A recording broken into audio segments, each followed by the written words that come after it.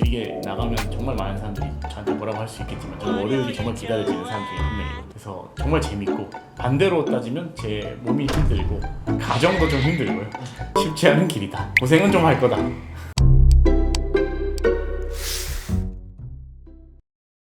안녕하세요. 크리스틴 컴퍼니 대표 이민봉입니다. 반갑습니다. 크리스틴 컴퍼니는 신발 산업에 AI 기술을 적용을 해서 디자인부터 제조까지 전 과정에 걸치는 역할을 하고 있는 기업입니다.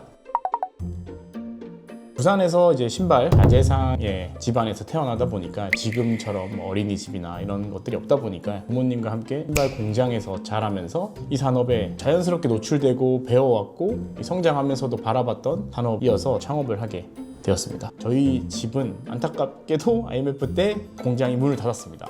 그 이후에 부모님께서 신발 산업 쪽은 쳐다보지도 마라, 레드오션이 신발 산업에 가서 다시 새롭게 뭔가를 한다는 건 어렵지 않겠냐라는 말들이 많았었고요. 다들 이렇게 반대할 때 이 산업에 들어가서 레드오션 안에서도 블루오션을 찾을 수 있지 않을까라는 생각을 하게 됐던 것 같습니다. 그래서 이제 국내에서 가장 활발하게 이 신발 거래가 일어나고 있는 동대문 도매 새벽 시장에 나가서, 그 당시 사실은 낮에 일을 하고 밤에 또 이제 도매 시장에 가서 그 일을 해서 입체적으로 정말 힘들었는데, 이게 하나하나의 데이터화가 되고 점점 우리 기술이 붙는다면은 충분히 효율적으로도 산업을 발전시킬 수 있을 것 같다라는 생각을 했고요. 에비뉴엘 명품관에 입점을 해서 판매를 하겠다라는 이 원대한 포부가 적혀 있는데, 이건 사실 이론이 있습니다. 실제로 제품을 만들어서 국내 신발로는 거의 최초입니다. 에비뉴엘 수입 명품관에 입점을 해서 판매를 하게 되었고요. 보통 이제 신발을 디자인하고 제조하는 데까지 이제 브랜드에서 오더를 주시고 브랜드가 실제로 받아서 판매하기까지는 정말 최단 시간으로 했을 때 한 8개월 정도 걸립니다. 저희가 지금 한 60일 정도 기준으로 진행이 됩니다. 제가 예전에 썼던 사업 계획서를 한번 가져와봤습니다. 2020년에 창업 패키지를 썼던 부분이고요. 2019년 말에 작성을 시작해서 20년도 초에 이걸 제출했던 걸로 기억이 납니다. 당황스러운 내용들도 많이 있는데, 이때 이제 사업 계획서 쓸 때는 정말 좀 간절하게 썼던 것 같습니다. 거의 바로 썼던 첫 번째 사업 계획서로 기억을 하는데요. 일일이 다 찾았습니다. 잘 수집하고 모으고 발췌하고 요약하고 이런 작업들을 수작업으로 다 했었어요. 기특하기도 하고요. 이때 사실 벤처 캐피탈이 뭔지 잘 몰랐습니다. 벤처 시장에, 투자 시장에서 신발이라는 아이템으로 투자를 받아온 기업은 없었습니다. 한 20년간 없었다고 제가 들었기 때문에 이걸 모르고 썼던 게 이때 정말 고생을 하기 시작했던 부분이 아닌가 생각을 하게 됩니다. 이제 초기 사업 계획서의 총평은 이 글입니다.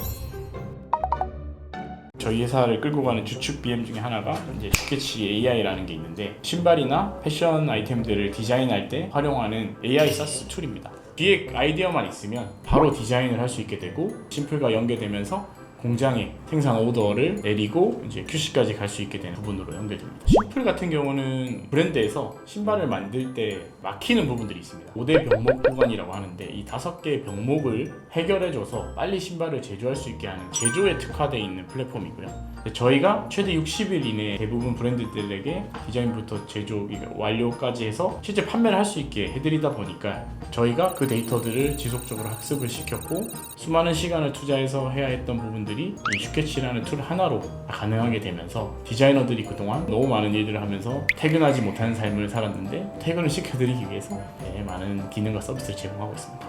현재 기준에서 누적 가입 브랜드 같은 경우는 한 60개 정도 브랜드가 되고, 글로벌 브랜드부터 국내 대형 브랜드, 중소형 롱테일 브랜드까지 다양하게 있습니다. 등록 제조 공장 수 같은 경우는 국내에 저희가 한 500개 정도 협업사가 있고요. 해외에 한 30개 정도가 있습니다. 누적 생산 건수는 8만 켤레 정도 되지 않을까.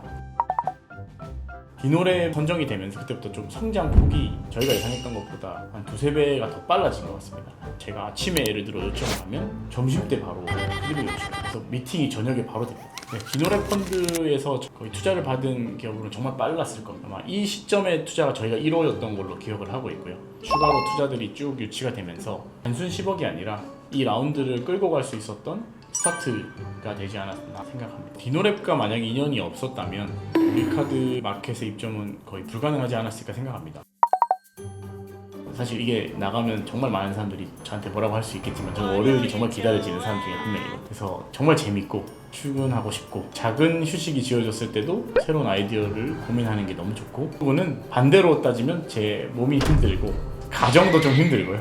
지금 이제 저도 애기를 키우고 있는데 애기한테도 한 번씩 좀 미안할 때도 있습니다. 이런 부분들을 잘 조율할 수 있으면 더 좋지 않을까라는 생각으로 즐기되 너무 즐기지 마라. 들어가서 이제 볼 때 느끼는 점 중에 큰 하나가 이제 유행이 되는 아이템을 따라가는 경향이 너무 큽니다. 내가 관심도 없는데 AI라고 해서 그냥 AI로 써주시고, 그런 부분들은 설령 사업계획서가 통과돼서 이 프로젝트에선 잘 될지언정 내 창업에선 큰 도움이 되지 않습니다. 그래서 그 부분들은 내가 정말 좋아하고 이 산업에서 풀어내고자 하는 의지가 분명한 아이템과 산업을 중심으로 창업을 하시면 재밌고 오래 갈 수 있고 잘 될 수 있을 것 같습니다.